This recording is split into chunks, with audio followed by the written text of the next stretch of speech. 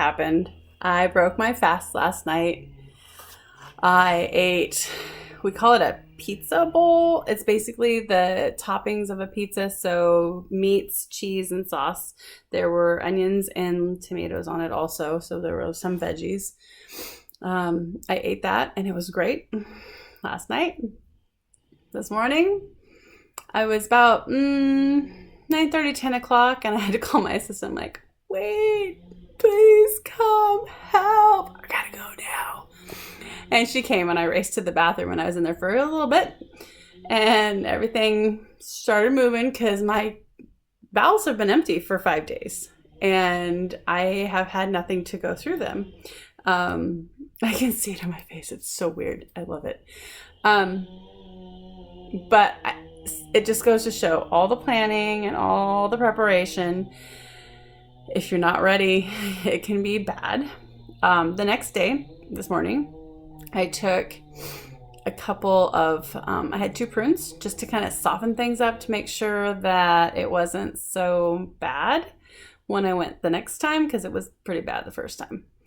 And I had kefir this morning also to kind of just slow things down a little bit and get my gut started. It's got all those good enzymes and enzymes, the probiotics, prebiotics, and all the vitamins and stuff that I'm sure I've been deficient in since I have been fasting. Get you moved down a little bit. It was okay. The rest of today's been pretty mellow. I felt really good. I did, when I was in that dire moment this morning, I was like hot sweats, cold sweats. I'm like, oh my gosh, I may pass out and poop myself. It was so scary. One of my friends is doing the shots, some other kind of shots.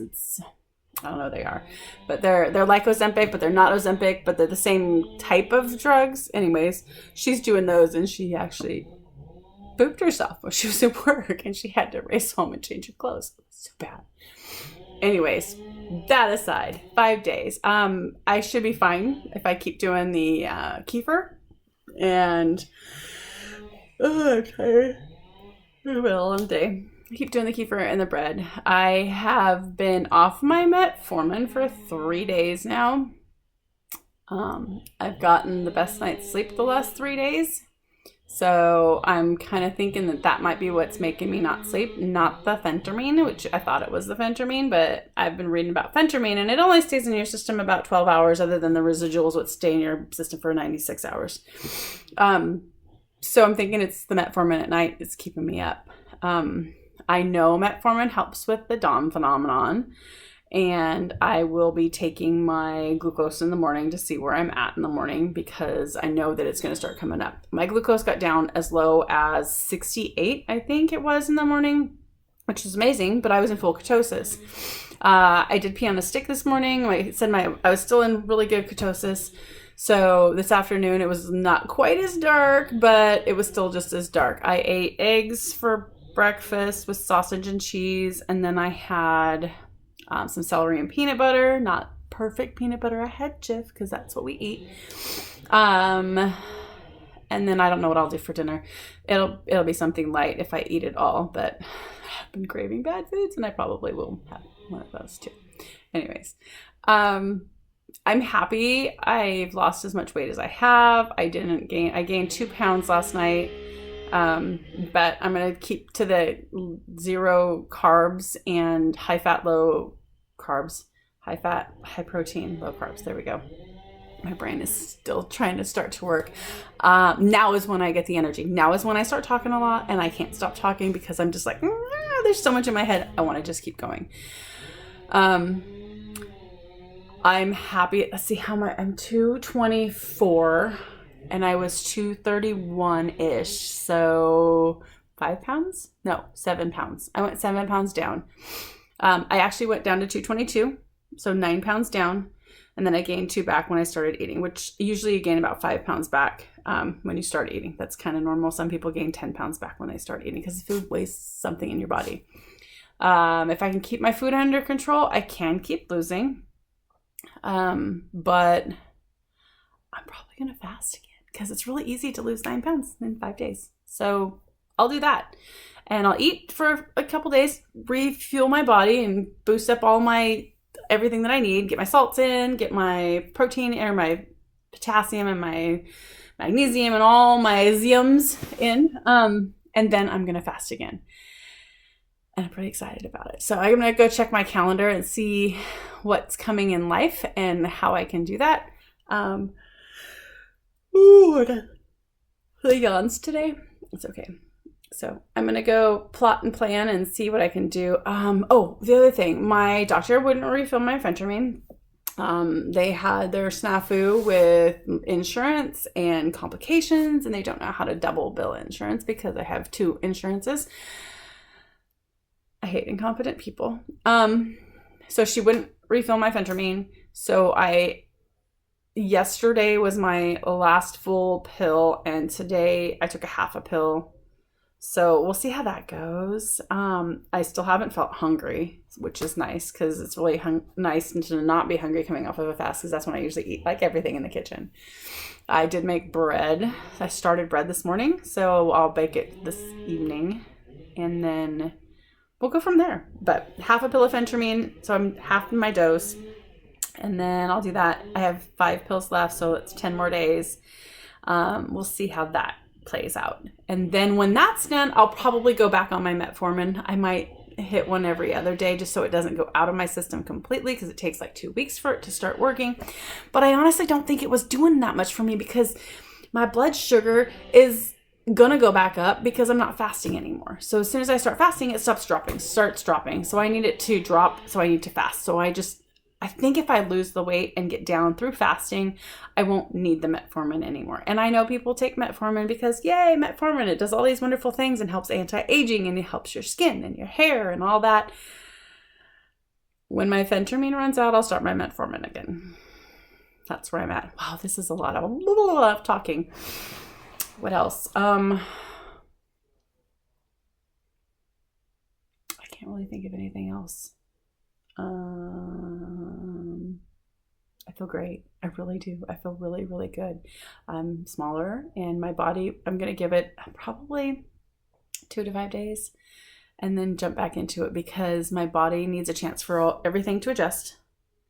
All my fat stores to, like, my liver's empty of sugars and all that stuff, all that to adjust and then settle down. And then I should go take my blood sugar right now. Hang on, I'll be right back. Okay, I am gonna do my blood real quick. I love my meter that I have. It's a cute little meter. It's quick and it's good, and I'm 165 right now.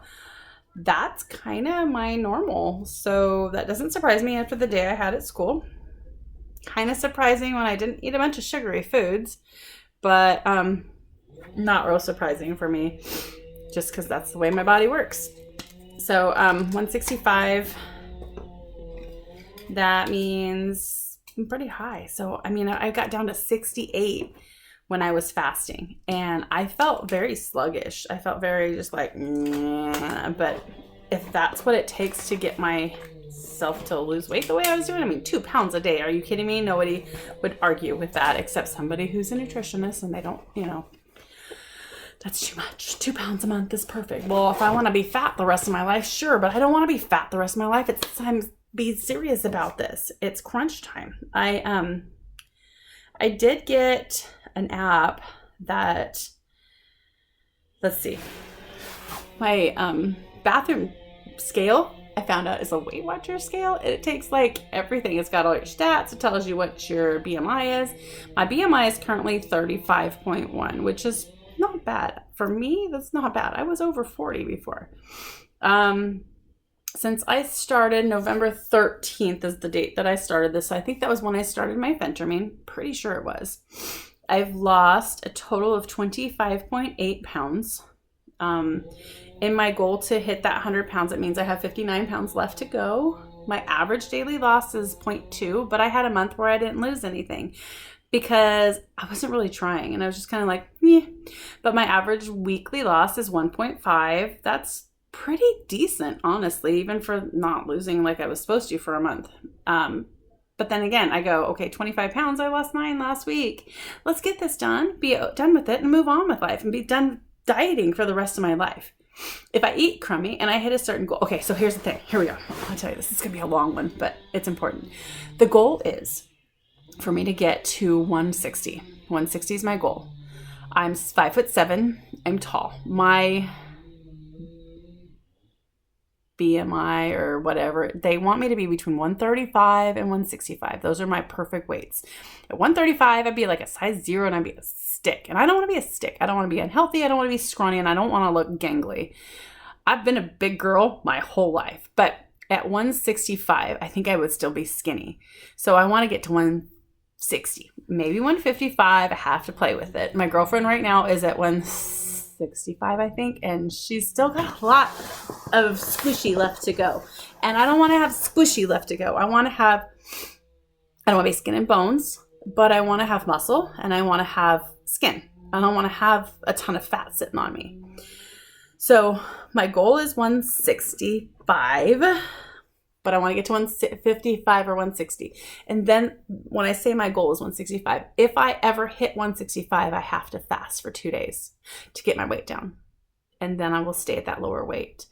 It doesn't matter. It doesn't matter. No matter what I do for the rest of my life, I'm going to weigh myself every day. And if I hit that number, I'm going to fast for the next 2 days and get myself down. I will never go back up. They're like, well, it's not easy to sustain when you've been fat your whole life. Well, yeah, I get that. So fix it. And how are you going to fix it? Through fasting. It has to be through fasting, because fasting is the only way you're going to destroy those cells through autophagy, and you're going to fix what's broken, and you're going to make life better. That's the only way. If you do low calorie, you're not burning up those fat cells. Those fat cells are still there. If you do what I've read on Ozempic makes your fat cells shrink, but then it makes more because it's producing more insulin. It's making more. So now you got all these extra fat cells. So what happens when you get done with Ozempic and you eat? Whoa, you've got all these fat cells. Let's fill them suckers up. And then you blow up like a balloon. And that's why I don't really want to do Ozempic. And I don't really want to do phentermine anymore. I love the clarity that I get with phentermine. I love the way it calms my ADHD. But I also think that if I eat the right foods, the ADHD will calm itself down. So I have to stay away from the processed, the garbage, the bad oils, the oses that come in all the foods. It's crazy what they put sugar in. There's sugar. McDonald's salt packets have an ose in the ingredients. I don't remember which one it was, but there's like a sucralose or something in there. Why is there sugar in salt? I told my husband, I'm like, there's sugar in salt. I saw it on YouTube. He goes, oh my gosh, are you kidding me? Do you believe everything you see on the internet? I'm like, let's go find a salt packet. And I went out to our Jeep and I grabbed a salt packet. I went, there's an ose in it. That means it's a sugar. Glucose, fructose, sucrose, all the oses. Those are sugars. There's sugar in your salt packets. It's everywhere. And if there's not sugar in something, there's salt in something. And if there's not salt in something, there's some kind of bad seed oil or grain oil or corn oil or something. So it's like, know what's in your food. Know what your ingredients are. Okay, so how does that work? Even in your meat. Your meat is not just like, this is a cow, unless you buy the right kind of meat. The chickens, oh my gosh, no chicken breast is as big as those ones that come from Costco. There's no chickens that have boobies that big. They don't come that way. You have to like really watch for the steroids and all this stuff. And it's like, okay, if I'm eating a cow that was raised on stuff, that stuff's in its meat and it's going into me. Am I going to go out and pay for Wagyu beef? No, I'm not. I'm going to know that when I go to the grocery store and I buy beef and I buy chicken, that, yeah, I'm going to get the big stuff because it's cheaper, but I'm also going to know that there's stuff in there that's really not good for me. So if that's the worst thing, then that can be my one worst thing. And then the rest of my stuff will be healthy. My fruits and my vegetables will all be amazing and it won't be a big deal. But if everything has crap in it, then everything has crap in it. And there's nothing I can do about that except not eat it. So fresh fruits and vegetables will eventually go back into my diet after I'm done But I think it's going to be go to the farmer's market, buy the fresh produce, dehydrate it. I've got a whole bunch of dehydrated fruits and vegetables in my closet right now. I use the veggies in all my soups and stews, and they are amazing. And yeah, that's what I'm going to do. I'm so excited about it. So here we go. Wow, this video got really long. I'm so sorry. If you made it to the end with me, thank you so much. Please leave a comment letting me know. Are you fasting? Are you dieting? Did this inspire you to start a fast? Because if it did, I have a couple fasting apps. I would love to have some friends on with me so that I can see when you're fasting and you can see when I'm fasting, and maybe we can do a fast together and encourage each other. I love having friends along with me to do the stuff. So let's do it. I just wanted to make a little short ending to my video and let everybody know I'm not a doctor, not a nutritionist. I'm not licensed in anything. I'm not certified in anything. I've just done my research and I've searched out the information that I needed to help my body. Please don't take anything I say on here seriously as something that you have to do or you need to do. Do your own research, consult your physician. Don't start any crazy fasting diet or anything without talking to your doctor or at least doing your research. I'm just a person. This is just my journey. I wanted to share it with people and I wanted to encourage people. And I wanted to just put it out there that we're living a life to make it the best that it can be. I hope you might be encouraged by this or inspired to go out there and live your best life. One bucket list item after another. I can only do one thing at a time, but I'll do my best. So don't forget, talk to your doctor, talk to your nutritionist, do your own research. But here's to a healthier, happier you and me. Let's go out there and live.